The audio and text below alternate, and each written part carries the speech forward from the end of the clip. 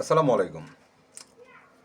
ইদানিং বেশিরভাগ লোকই আপনার হচ্ছে ট্রেন্ডিং ভিডিও বানায় এবং হচ্ছে আপনার ভিডিওতে হচ্ছে অনেক স্লাইডিং থাকে, অনেক পপ আপ থাকে, অনেক ধরনের ভালো এডিটিং থাকে, যে ভিডিওগুলো দেখতে অনেক সুন্দর। তো আসলে ইনফরমেটিভ ভিডিও, ব্যক্তিগত ভিডিও এবং প্রাতিষ্ঠানিক ভিডিওর পার্থক্যটা আমি বলতেছি আপনাদের।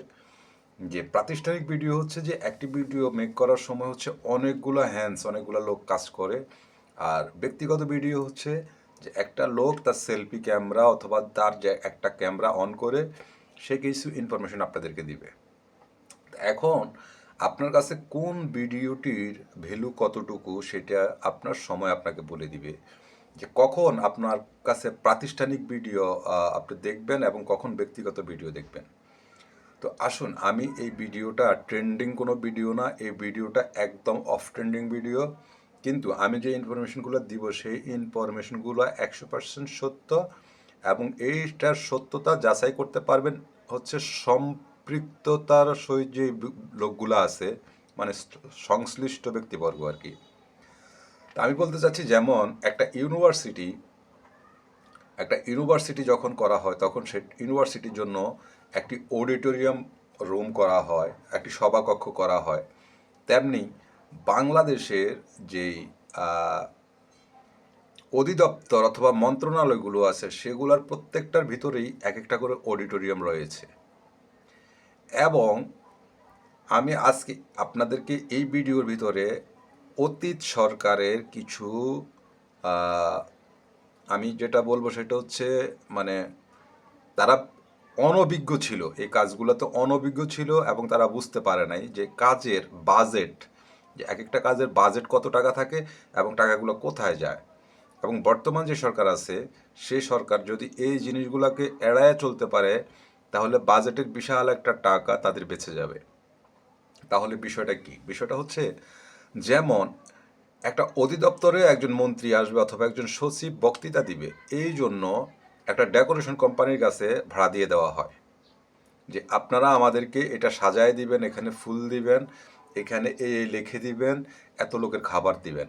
এখন আমার প্রশ্ন হচ্ছে, যেখানে আপনার অডিটোরিয়াম আছে সেখানে ভালো সাউন্ড, অনেক ভালো কোয়ালিটির সাউন্ড সিস্টেম আছে, আপনার অপারেটর আছে, তাহলে আপনি কেন একটা খোলা ময়দানে নিয়ে আপনি আপনার লোকগুলোকে এইভাবে একটা ডেকোরেশন কোম্পানিকে দিয়ে বাঁশ কাঠ দিয়ে আপনার তৈরি করা এই জায়গাগুলোতে আপনি হচ্ছে আপনার লোকগুলোকে দাঁড় করাই দিলেন?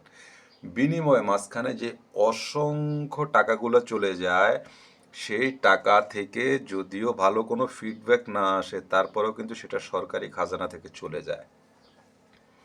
আমি কথাগুলো এই কারণে বলছি, কারণ আপনার এলাকায় ছোট্ট একটা মাহফিলে কত টাকা ডেকোরেশন কোম্পানি নিতেছে এটা কোনো বিষয় না, বাট একটা অধিদপ্তরে একজন মন্ত্রী অথবা একজন সচিব অথবা একজন প্রধানমন্ত্রী যখন আসে তখন সেখানে শুধু কয়েক লক্ষ টাকার ফুল নষ্ট হয়ে যায়।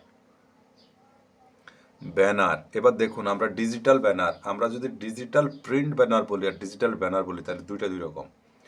ডিজিটাল প্রিন্ট ব্যানার হচ্ছে যে আমরা ডিজিটালভাবে প্রিন্ট করে বড় আপনার হচ্ছে পিভিসিতে ঝুলাই দিই, এটা হচ্ছে ডিজিটাল ব্যানার। আর যদি আমরা ডিজিটাল প্রিন্ট, আর যদি আমরা ডিজিটাল ব্যানার বলি তাহলে ডিজিটাল ব্যানারটাকে আমরা এভাবে চিন্তা করতে পারি যে আপনার পিছনে অনেক ওয়াইড একটা স্ক্রিন আছে, সেটার মধ্যে হচ্ছে আপনার তথ্যগুলো আসতেছে, যেটা হচ্ছে বিভিন্ন কনসার্ট এবং টিভিতে টক শোতে এটা এখন চলতেছে অহরহ।